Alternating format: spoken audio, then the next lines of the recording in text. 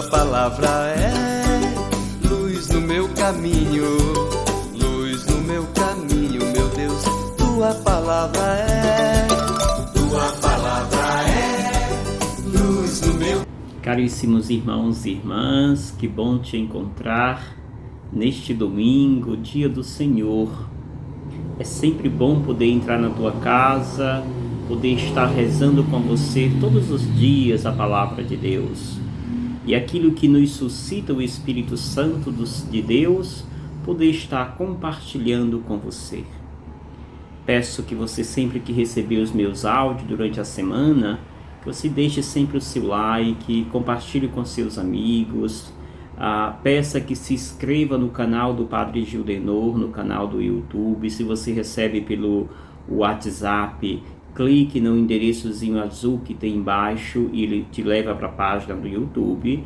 E ali você se inscreve, onde tem a palavrinha inscrever, deixando também seu like, acionando o sinozinho que tem do lado, para que assim você receba sempre os conteúdos postados neste canal de evangelização. Seja comigo um evangelizador. Levemos mais longe a palavra de Deus e é sempre um prazer imenso estar na sua companhia todos os dias, rezando com você.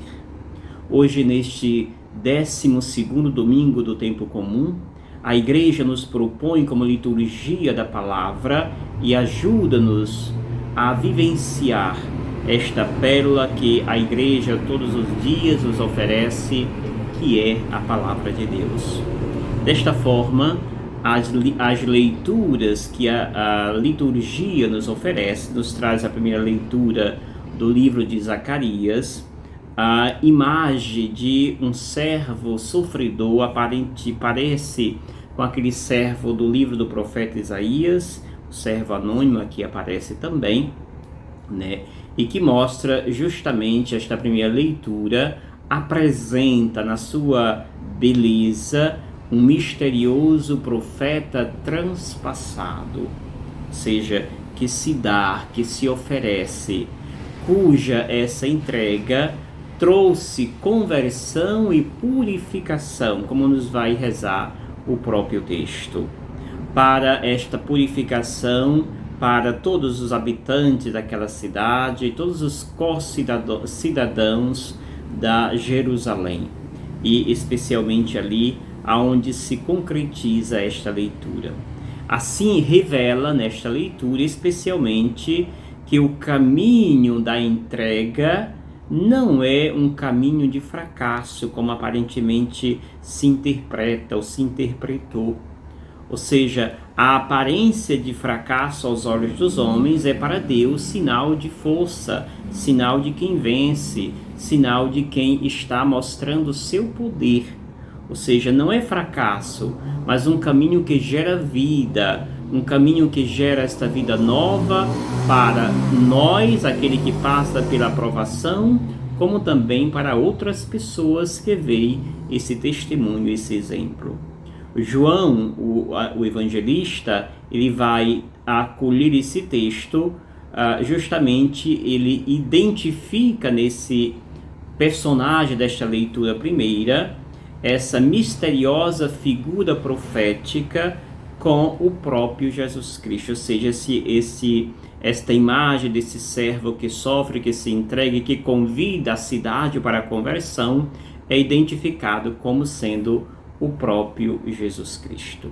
Assim, amados irmãos e irmãs, nós podemos pedir a graça de Deus para que na provação ou nas provações da vida, da nossa vida, não olhemos simplesmente como a penalidade ou como fracasso, mas olhemos cada passo que damos, cada provação que enfrentamos, possamos encará-las como esta oportunidade que Deus nos possibilita, nos oportuniza para gerar vida e para sermos mais santos.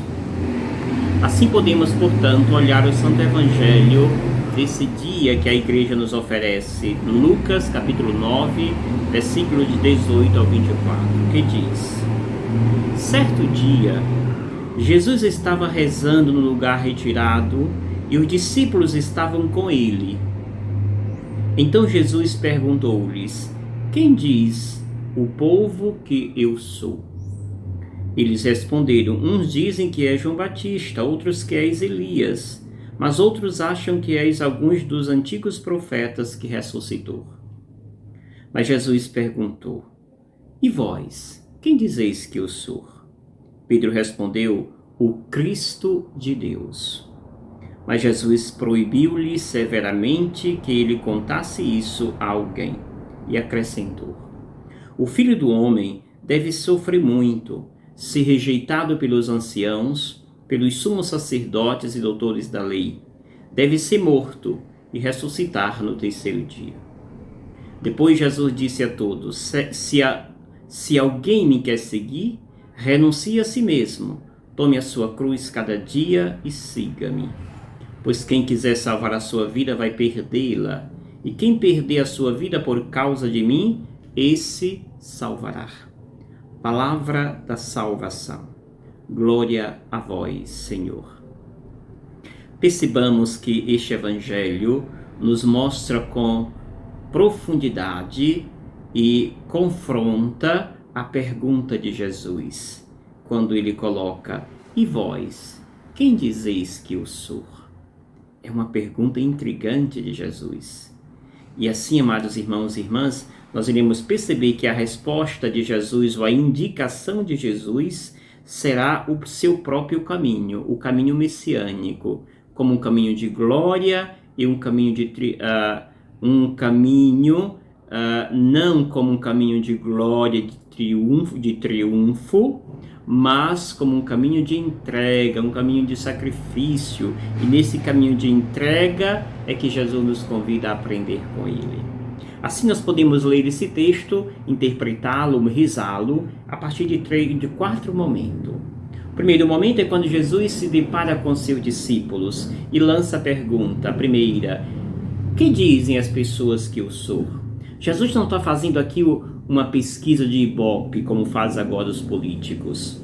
Jesus está fazendo aqui uma intervenção catequética para tentar sugar o máximo possível dos seus discípulos e ver a que ponto eles estão nesta identificação de Jesus.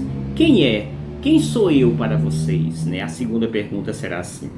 E aqui nessa primeira pergunta, a resposta será: alguns dizem que tu és João Batista, outro que és Elias, Jeremias, ou alguns dos antigos profetas que ressuscitou.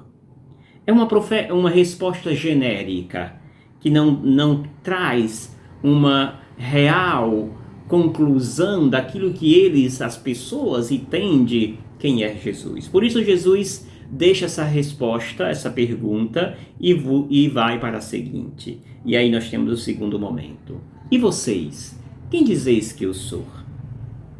Pedro é imediato e diz: tu és o Cristo de Deus. E aí percebamos que aqui Pedro, nesta resposta, parece muito empolgado. E é justamente aqui que nós passamos para a terceira momento do texto, quando Jesus diz o texto que Jesus proibiu severamente que Pedro dissesse isso a alguém. A princípio vem a pergunta: mas por que Jesus proibiu se Pedro respondeu certo? Sim, Pedro respondeu certo, mas Pedro ainda, e quando eu falo Pedro, digo o colégio dos discípulos do Senhor, ainda não estavam preparados não estavam entendendo quem é esse Cristo de Deus. Para Pedro, o Cristo de Deus é aquele que vem com suas armas para matar e destruir os seus inimigos. E não é este Deus que Jesus se refere, não é este Deus que Jesus é. É um outro tipo de Cristo de Deus. É o Cristo de Deus, sim, que vai vencer o mal, mas não com as armas bélicas, como queria e pensava Pedro. Por isso aqui Jesus proíbe severamente, justamente para dizer qual será o seu caminho. O caminho de Jesus será um caminho de entrega, um caminho de provação, um caminho de sofrimento. Por isso, em seguida ele vai dizer: o Filho do Homem deve sofrer muito, ser rejeitado por todos os anciãos, pelos sumos sacerdotes, doutores da lei, e deve ser morto, e ao terceiro dia ressuscitará. Esta compreensão não estava no cabido de Pedro, não estava na mente dos discípulos do Senhor. O ser o Cristo de Deus era ser, como já disse, alguém que estava armado para vencer os seus inimigos. E aqui Jesus está dizendo, sim, eu sou o Cristo de Deus. No entanto, o caminho que vou percorrer é outro. É o caminho de entrega, é o caminho de provação, e por esse caminho, nele não está contido a derrota, como a lógica dos homens interpreta, mas aqui está a vida, a sua plenitude, a beleza da entrega, da obediência, do amor de Jesus ao Pai. Última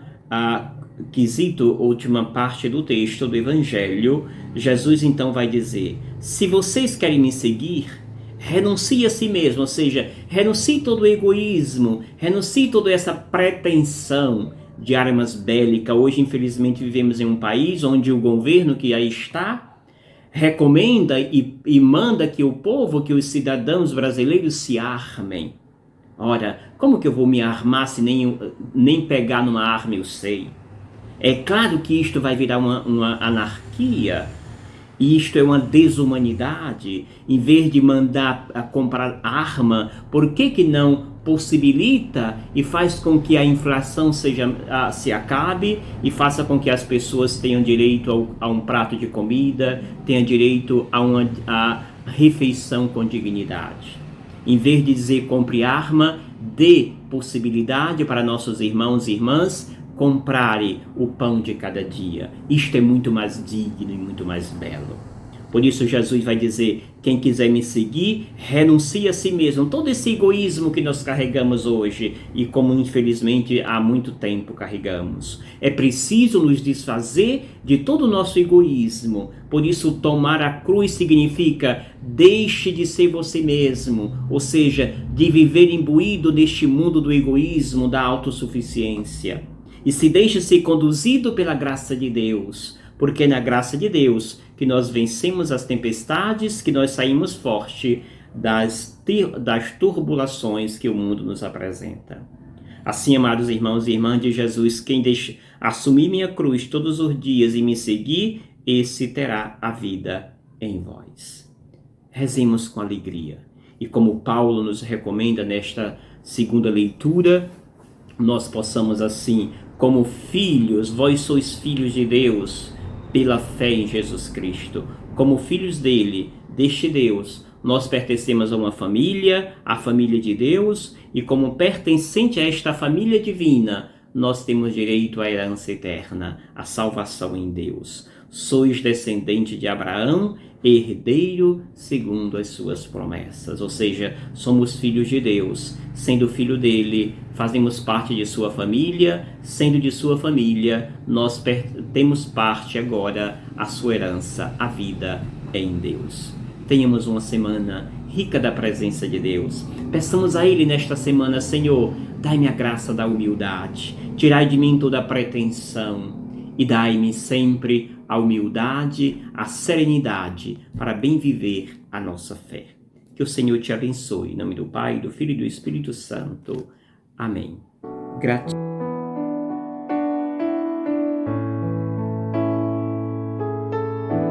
Obrigado, Senhor,